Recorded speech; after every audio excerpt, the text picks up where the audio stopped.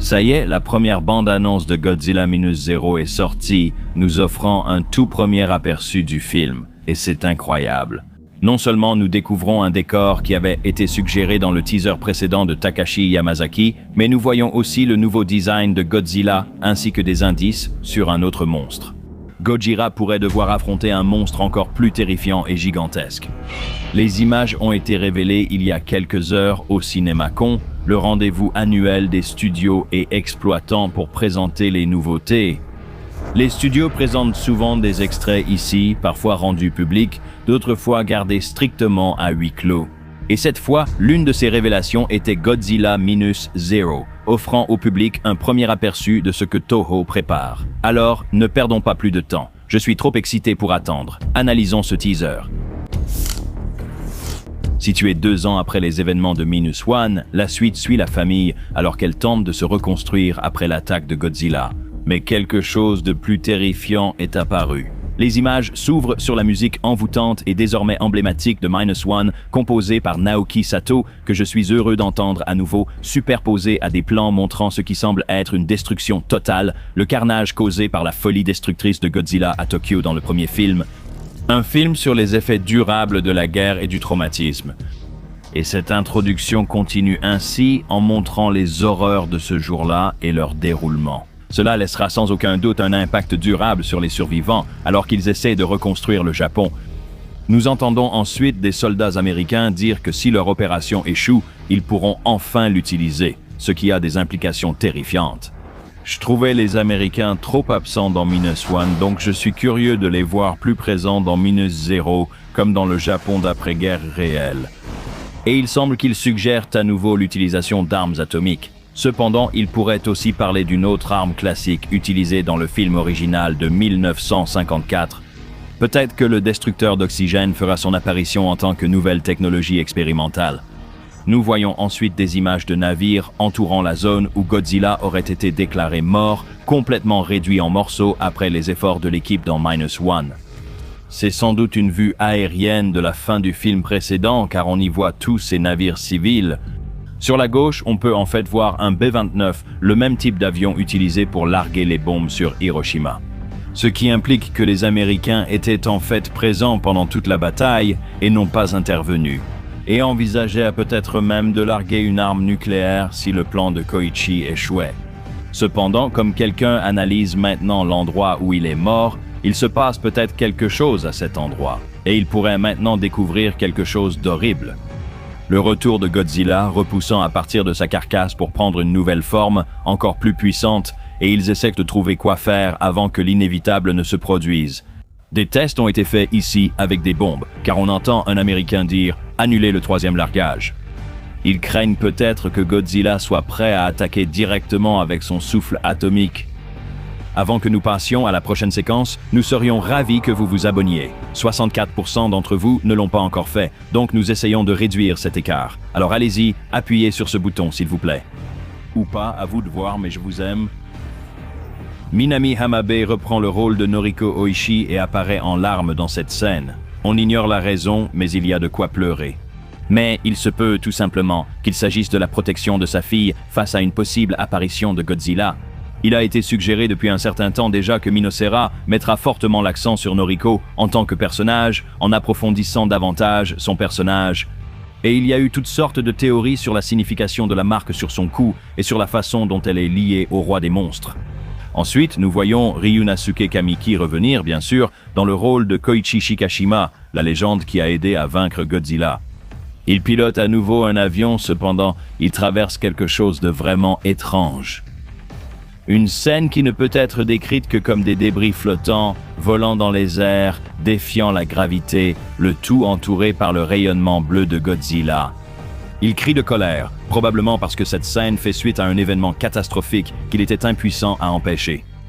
Pour commencer, c'est absolument fou visuellement, mais qu'est-ce qui aurait pu provoquer cela? Réfléchissez au monstre qui possède des pouvoirs d'antigravité. Space Godzilla? Je veux dire, oui, mais il est déjà dans Supernova et il ne l'utilise clairement pas pour ça. Non, c'est très probablement l'œuvre de Ghidorah, et l'énergie bleue est probablement le résidu de l'attaque radioactive de Godzilla utilisée lors d'une confrontation. Ils auraient aussi pu simplement changer l'effet du jaune au bleu juste pour la bande-annonce afin de cacher la présence de l'horreur cosmique. Réfléchis-y, le film s'appelle Godzilla Minus Zero. Ghidorah est appelé Monstre Zéro. Il y a une lumière dorée éclatante sur l'affiche, et qui d'autre est dorée? Ghidorah. Et si tu fais pivoter le logo du film, à qui ça te fait penser? Exactement, Ghidorah. Ghidorah, c'est elle la vedette. Ghidorah. La dernière idée est peut-être un peu tirée par les cheveux, mais quand même, je suis plus que convaincu que Ghidorah sera le principal antagoniste de Minus Zero, que Godzilla devra vaincre. Je n'aime pas dire « on vous l'avait dit », mais voilà. Maintenant, cela ne veut pas automatiquement dire que Godzilla sera un héros, parce que comme dans Godzilla Raids Again, il restait un antagoniste, mais ses instincts naturels ont pris le dessus et il a dû vaincre un autre prédateur rival. La même chose pourrait probablement arriver avec Ghidorah. Cependant, je suis aussi sûr que la nouvelle connexion de Noriko avec Godzilla pourrait en quelque sorte l'humaniser, ce qui le motive à les défendre. Mais ce n'est qu'une théorie. Une peur de film, c'est suffisant pour ça. Et aussi, dites-moi si je suis fou, mais avant que ce plan ne coupe, est-ce que ça ne ressemble pas un peu à Ghidorah qui fait... Je sais que vous l'entendez aussi, je ne suis pas fou. Ensuite, on voit une petite ville japonaise attaquée. Un bâtiment s'effondre. Cependant, on ne peut pas encore voir ce que c'est. La scène est peut-être simplement inachevée, ou ils ont peut-être délibérément laissé de côté les effets spéciaux dans cette séquence pour ne pas révéler ce qui cause le carnage. Ensuite, on voit peut-être l'un des meilleurs plans du cinéma. Franchement, c'est vraiment incroyable. On voit enfin Godzilla.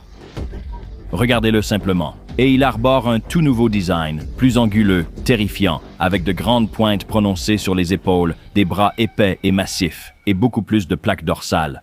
Pensez simplement à toute la puissance qui est stockée là-dedans. Il a l'air terrifiant et super musclé. C'est comme la poursuite dans l'océan du premier film, mais sous stéroïdes. On voit ce grand hydravion, similaire au Hughes F4 Hercule, et alors qu'il essaie de décoller, Godzilla surgit de l'eau pour tenter de l'attraper. Absolument terrifiant. Ensuite, on voit le carton-titre, Godzilla Minus Zero, avec ce nouveau logo que je pense toujours être Noriko en train de prier, mais ensuite, un dernier plan. Godzilla avance lourdement devant cette statue de la liberté. Il est sur le point de débarquer à New York. C'est drôle, parce que cela avait en fait été suggéré lorsque Takashi Yamazaki a annoncé le film à New York. Ce plan est vraiment génial. Grâce à l'angle utilisé, ils ont fait en sorte que Godzilla paraisse petit, mais ensuite il passe derrière, montrant qu'il est en réalité bien plus grand maintenant et qu'il la domine complètement. Yamazaki, tu es un homme incroyable. Rappelle-toi, la statue de la liberté mesure 93 mètres de haut. Gojira dans le premier film ne faisait que 50 mètres, ce qui veut dire qu'il a beaucoup grandi. Cela le rapproche de l'échelle des films Heisei, où il atteignait près de 100 mètres. Il pourrait même tenir tête au Godzilla du Monsterverse aujourd'hui. Je veux dire, ça a du sens, surtout si tu veux que Godzilla se batte dans une ville réputée pour ses immenses gratte-ciel, même dans les années 40. Cela présente Minus Zero comme une catastrophe mondiale, une menace qui emmènera le kaiju à l'étranger. Les Américains semblaient en grande partie indifférents à l'apparition de Godzilla sur le sol japonais, mais quand un autre arrive, capable de voler et d'atteindre facilement l'Amérique, là ça devient leur problème. Ce film va être complètement fou. Fait intéressant, il ne semble pas arborer ici son apparence hyper évoluée, il ressemble beaucoup plus à son design de Minus One. Donc, il se pourrait que quelque chose se produise dans le film qui le fasse évoluer vers sa prochaine forme, encore plus puissante. J'ai vu une théorie disant que, puisque les États-Unis ont utilisé des bombes nucléaires plusieurs fois, ils pourraient tenter de le frapper avec l'une d'elles, ce qui détruirait bien sûr aussi New York. Mais le plan échoue et Godzilla en ressort encore plus fort, ce qui serait une façon incroyable de démontrer l'arrogance de l'homme et l'inefficacité des armes atomiques face à des forces de la nature comme celle-ci. Peut-être qu'on devrait l'appeler Gigazilla, puis le teaser passe à un écran noir. Ce teaser était génial. Bien sûr, il n'en révèle pas trop, mais il pose vraiment les bases de ce à quoi s'attendre lorsque Minus Zero sortira plus tard cette année. Godzilla a l'air incroyable. L'idée de le voir détruire New York après la Seconde Guerre mondiale semble folle, et la possible apparition de Ghidorah me rend très enthousiaste de découvrir son adaptation dans un style de film plus réaliste. Franchement, je suis sûr qu'ils vont faire évoluer Ghidorah ici. On sent qu'ils ont un budget plus élevé cette fois, mais rien de ce côté brut n'a été perdu. On sent toujours que c'est un travail passionné de Yamazaki, et j'ai vraiment hâte de le voir. Godzilla Minus Zero devait sortir au Japon le 3 novembre 2026 et en Amérique du Nord, ainsi que dans le reste du monde, le 6 novembre 2026. Et c'est en fait le premier film japonais tourné exclusivement en IMAX, ce qui est vraiment révolutionnaire. Godzilla bat encore plus de records ici. Mais qu'avez-vous pensé de la bande-annonce? Dites-le nous dans les commentaires ci-dessous. Et n'oubliez pas de vous abonner et d'écraser le bouton de notification pour plus de contenu sur Minus Zero. Et donnez-nous un gros pouce levé façon Kong, ça aide cette vidéo à toucher encore plus de fans.